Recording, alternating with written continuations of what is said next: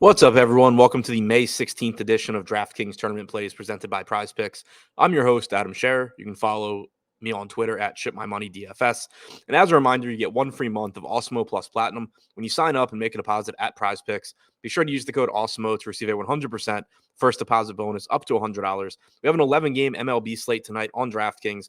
As usual, we're going to take a look at three of the top tournament stacks and three of the top tournament values using the top stacks and the top pitchers tool on the Awesemo.com website. Starting with the top three stacks. Number three, the Houston Astros have a very difficult matchup tonight against Garrett Whitlock and the Boston Red Sox, but they do have a 4.9 implied run total. Whitlock's been excellent in 8 total appearances this year, 4 starts. In those 4 starts, a 36.5% strikeout percentage, 2.6 xFIP. Certainly not an easy spot for the Astros, but they have been one of the best offenses in baseball. They have a 116 WRC+, 179 ISO. They're only projected for about 3% ownership, with a 6% chance of being the top scoring stack on tonight's slate. Number two, the Chicago White Sox are taking on, I keep wanting to say Mitch Keller, but it's not Mitch Keller. Brad Keller. Sorry about that. Just completely drawing a blank. All I could think about was Mitch Keller. Brad Keller tonight. Keller, not a very good strikeout pitcher. Does do a good job of getting ground balls. Typically, he's been solid overall this season with a 3.94 xFIP. The White Sox have been a below average offense so far as well. So there's not a ton of confidence in what they're going to do tonight. They have a 90 WRC+, only a 126 ISO so far this season, but they do have power hitters in their lineup. They do have guys that have proven track records in the major leagues. Tim Anderson, Yohan Moncada, Jose Abreu, Luis Robert, Yasmani Grandal, all of these guys we know have power and can certainly do damage against a pitcher like Keller, who doesn't miss a lot of bats. They're projected for about 6% ownership with a 6% chance of being the top scoring stack. And number one, the New York Yankees are taking on Kyle Bradish tonight.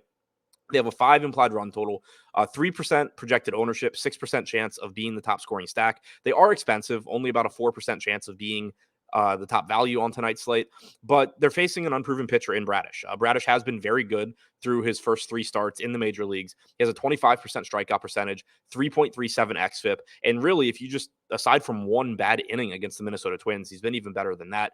In 3 starts at AAA this year, he had a 29.8% strikeout percentage. He only walked 5.3% of hitters, but this is clearly his most dangerous matchup so far. He's coming off of an excellent start last time out against a Cardinals team that doesn't strike out very much. He still managed to strike out 11 of them, but now he's got this Yankees lineup that has a 122 WRC+ this year and a 177 ISO. If they were getting a lot of ownership, I would not, I'd be okay shying away and hoping that Bradish has another good start. But since they're not getting much ownership, since they are expensive and somewhat difficult to get to, I like getting to the Yankees tonight in tournaments.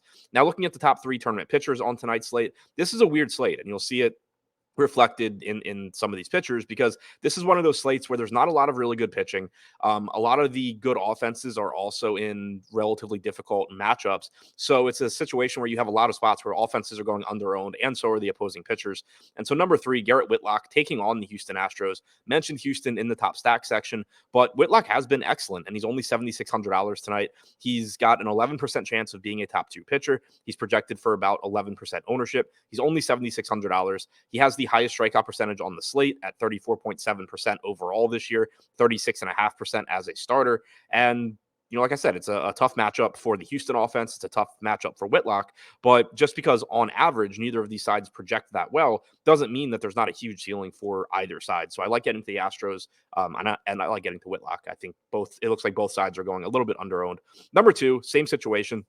Kyle Bradish is only $5,800 taking on the Yankees. We know that New York's been one of the best offenses in baseball. We know that Bradish is unproven. He's only made 3 major league starts, but he's only $5,800. He has an 11% chance of being a top 2 pitcher on tonight's slate. He's projected for about 5% ownership, and he's got a 25% chance of being a top 2 value pitcher at $5,800. So that's something that typically, is kind of difficult to discuss when you're talking about top pitchers or top stacks, but he is really, really cheap. He does have a very good chance of being one of the better values, even if he's not one of the top scorers on the slate, and he's not getting much ownership at only 5%. And number 1, Noah Syndergaard taking on the Texas Rangers. The Rangers have a 3.9 implied run total. Syndergaard's projected for 13% or 9% ownership with a 13% chance of being a top 2 pitcher. He's $8,500, so he has about an 8% chance of being a top 2 value. It's hard for me to give a really ringing endorsement to Syndergaard here, because there are some pretty legitimate concerns. For one, he's only struck out 17.5% of hitters this year. For 2, his fastball velocity is down 3 miles an hour off of his career averages. And you have to keep in mind, he's coming back from a pretty long injury layoff. He's only made 7 starts since, I believe, the 2019 season. So that fastball velocity being down is certainly a concern.